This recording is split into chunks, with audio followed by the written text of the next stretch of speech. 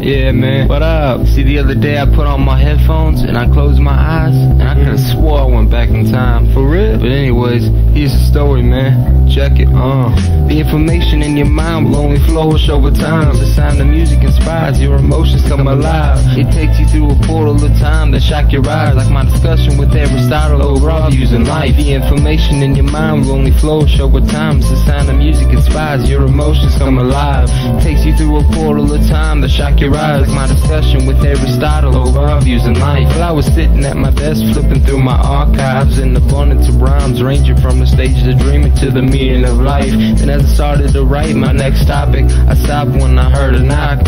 So I headed to the door when my jaw nearly dropped to the floor after I removed the lock. Man, I was shocked, I couldn't believe who stood before me.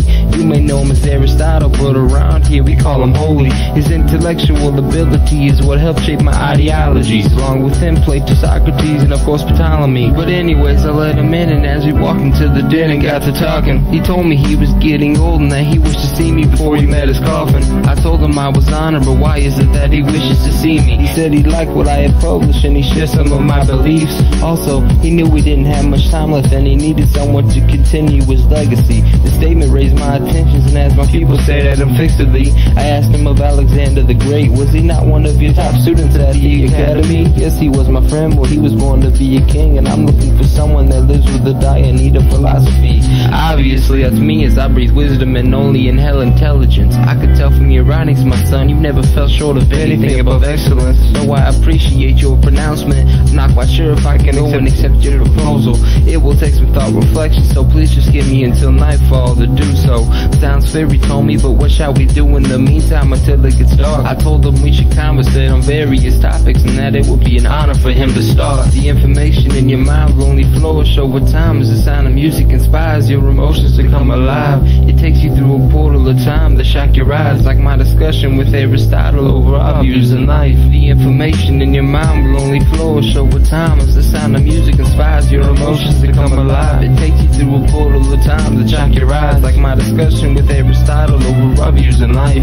As he started to speak, he asked me what I thought about the government. I told him it's filled with greed and corruption, and that we should only listen to the word from the man that stands above us. He said he was curious why I thought that as we've been raised to follow our politics.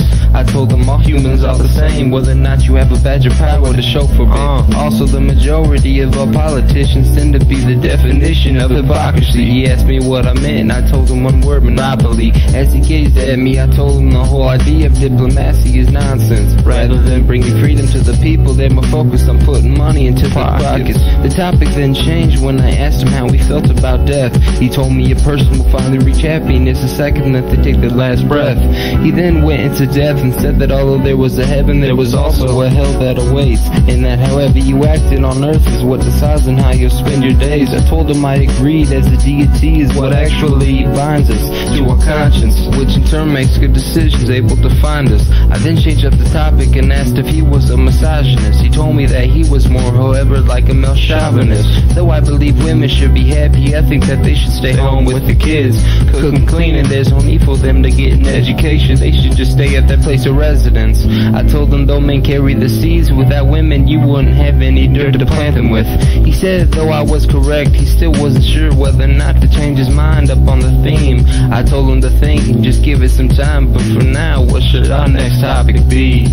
The information in your mind will only flourish over time as the sound of music inspires your emotions to come alive. It takes you through a portal of time that shock your eyes, like my discussion with Aristotle over our views in life. The information in your mind will only flourish over time as the sound of music inspires your emotions to come alive. It takes you through a portal of time that shock your eyes, like my discussion with Aristotle over our views in life. While on the subject of botany, I asked him how he felt about cannabis. He told me God gave us the plant for inspiration and that we should take advantage of it.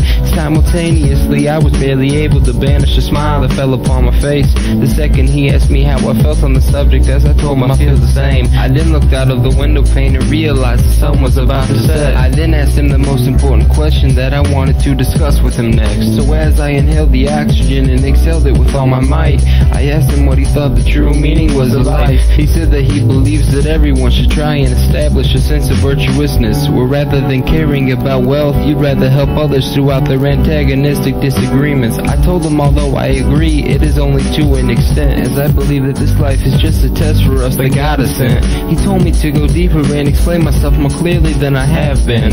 So I told him that the reason that we're here is to prove to the Lord that we belong with Him. He then asked me why we're here, then why wouldn't we just be floating to the sky? I asked him if we were, then would you honestly appreciate the man that created your life? He then let out with a sigh and said, while that is true, we still will never find out the true meaning until the day the Reaper calls for you. While I was amused with our conversation that was taking place, I saw that it was nightfall, and I knew that he would want an answer right away. So as I then told him that it would be an honor to continue his legacy, I could not accept due to the fact that I would like nothing more than to create my own patrimony. He said although he is distressed, he admires the choice that I have made. As he told me, I reminded him of himself in his younger days. I told him it was a privilege and that he could stay the night if he wished, but he told me he had to go as there was much work left for him to publish. As he walked out of the door, he turned and said, farewell my brethren, your gift truly is a blessing, and maybe one day we can have another talk, but have it in the heavens, in the heavens,